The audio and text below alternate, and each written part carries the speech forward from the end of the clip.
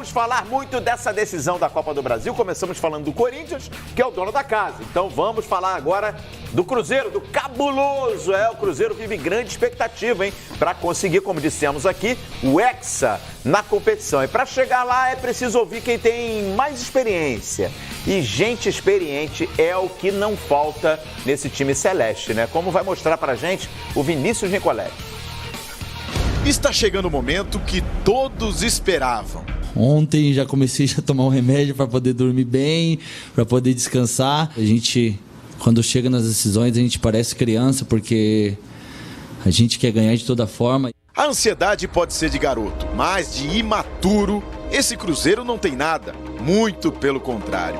É um time rodado, todos com título de Copa do Brasil no currículo, inclusive o técnico. Experiência que conta muito, principalmente quando se trata de decidir um título na casa do adversário, com pressão da torcida. Jogadores maduros, experientes, acho que é muito importante nesse momento, de saber lidar com situações no qual a gente vai estar com um nível de atenção redobrada.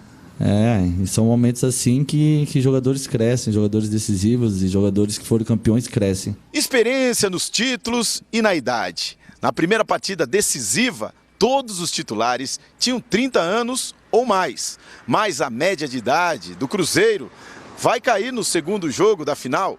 Isso porque um jogador rodado está suspenso, Egídio, na finalíssima. O Cruzeiro terá um lateral esquerdo na casa dos 20. Marcelo Hermes, 23 anos, lateral de origem. Ou Lucas Romero, 24, improvisado na esquerda. São as opções do técnico Mano Menezes para substituir Egídio. Não tem idade para ser campeão, a gente tem que criar experiências durante os jogos. Já vi garoto de 18 anos, 17 anos ser campeão. Então tem que estar pronto, tem que, independente se o Mano escolher o Hermes, ou o Romero, ou o Patrick Bray, quem que ele escolher tem que estar concentrado e focado para o jogo. A dica do companheiro, que já foi campeão brasileiro com o Corinthians em 2015 e conhece bem a Arena de Itaquera, vai para todo o grupo. Cuidado com o gramado. O gramado é muito escorregadio, é diferente dos outros nisso daí. Eles são preparados para chegar na frente e dar o corte porque sabe que o defensor vai passar. São pequenos detalhes que contam muito numa decisão no Cruzeiro. A experiência pode valer o título. Olha, e uma informação quentinha, viu? Quentinha. Pegando fogo. Pegando fogo, porque o Uruguai já jogou contra o Japão. Sim. Né? 7h30 da noite lá no Japão, 7h30 da manhã aqui no Brasil. A Arrascaeta não jogou. Acabou ainda há pouco lá? Acabou. Acabou o amistoso e o Arrascaeta não entrou. Ou seja, já está voltando para o Brasil, né? Numa logística aí montada pelo Cruzeiro, mas essa boa notícia para o Mano Menezes, né? Ficou no banco, Ele ficou no banco contra a Coreia. Opa, peraí. Jogou?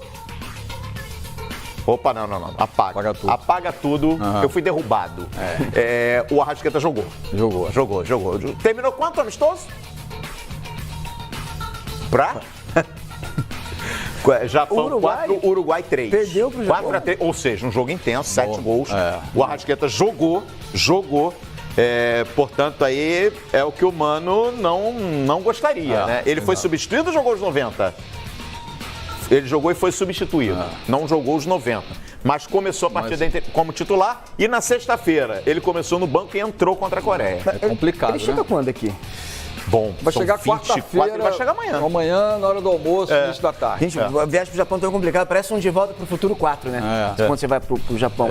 Vem pra cá. Chega na quarta-feira, né? Volta antes. Exatamente. A loucura maior é exatamente essa, né? Toda a questão de fuso, né?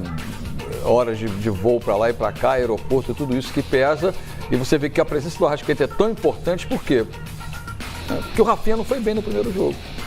Se o Rafinha tivesse sido bem, decolado, feito uma partida exuberante, acertado pelo menos 30% dos 70% ou 80% de passes que ele errou, o Mano não estaria com essa preocupação toda. Ah, mas o Arrascaeta é muito melhor.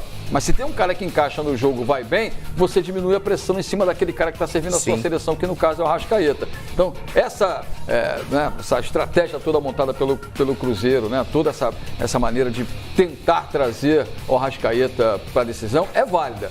Agora, o Mano vai ter que ter muito peito para colocar ele desde o início para jogar, né? Porque o desgaste dele deve ser muito grande e pode sim ser um problema para o time do Cruzeiro. Bola ele tem, qualidade de sobra, é muito melhor do que a gente já está vendo aí do que o Rafinha. Mas é isso, o cara quando é importante, quando é decisivo, o técnico faz tudo, o Cruzeiro faz tudo, ou o clube faz tudo para trazê-lo de volta e para jogar a decisão. Tomara que chegue com saúde e com força para jogar. Paulo Lima, tô levantando a ficha do jogo aqui. Tô dando uma lida aqui. Boa. Foi 4-3 Japão, de fato, e o Arrascaeta, ele jogou 45 minutos. Primeiros 45. Tô olhando aqui. De certa forma foi poupado. Exatamente, de certa forma ele foi poupado. Foi né? bonzinho. Tá aqui, ó. Tô confirmando aqui. O Uruguai faz 4-3 aos 30 do segundo tempo. Enfim, tô confirmando aqui, mas saiu sim, saiu no intervalo. Se perguntar pra ele, o jogador é fominha, a gente sabe disso. Ele vai pro jogo, jogo. Jonathan Rodrigues entrou no lugar dele no intervalo. Tá aí, portanto, essa informação. O Arrascaeta começou amistoso. Amistoso começou 7h35 da noite no Japão, 7h35 da manhã aqui no Brasil.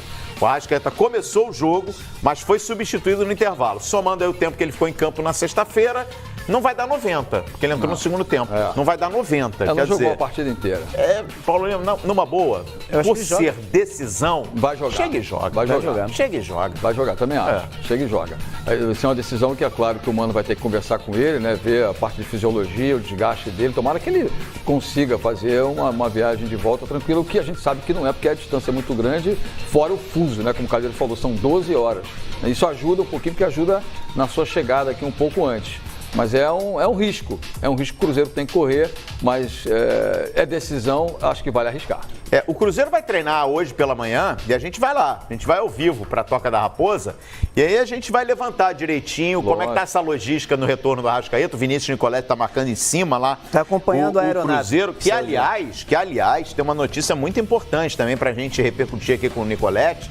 O Departamento Jurídico do Cruzeiro está ingressando com efeito suspensivo no Sassá.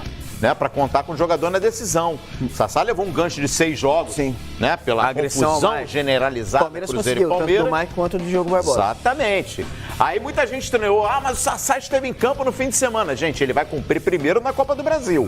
Quando não tiver mais jogos do Cruzeiro na competição, vai terminar amanhã, aí sim ele passa a cumprir no Campeonato Brasileiro. Então responde a pergunta, para esclarecer geral. Por que o Diogo Barbosa e o Mike jogaram? Porque o Palmeiras não está mais na Copa do Brasil. Por isso. E aí tiveram que cumprir. Não tem complô nenhum, pessoal. Não tem complô. Essas teorias da conspiração. A diferença é uma lacuna jurídica e o Cruzeiro vai se beneficiar, de certa forma. Não o Cruzeiro, a lei permite, o Código Disciplinar permite. Então, o Sassá provavelmente estará liberado. A diferença é que o Palmeiras foi na Confederação Brasileira de Futebol e o Cruzeiro, por ser também tem envolvido com a Conmebol, pode tentar, de uma maneira ou de outra, ver as duas situações. Mas a Confederação Brasileira de Futebol, nesse caso da Copa do Brasil, é que vai decidir mais uma vez, é o STJD. E sempre lembrando, né? O Filipão até explicou isso depois da vitória sobre o Grêmio, né? O Cruzeiro, o Palmeiras não entrou não ingressou com pedido algum no STJD, né? O próprio relator do processo pediu vistas do processo. E aí o Palmeiras, enfim, entrou e, já que tinha esse dispositivo, ingressou com efeito suspensivo. Ok, tudo dentro da normalidade, tudo legal. Exatamente. Você acha que o pedido de vista é para aumentar?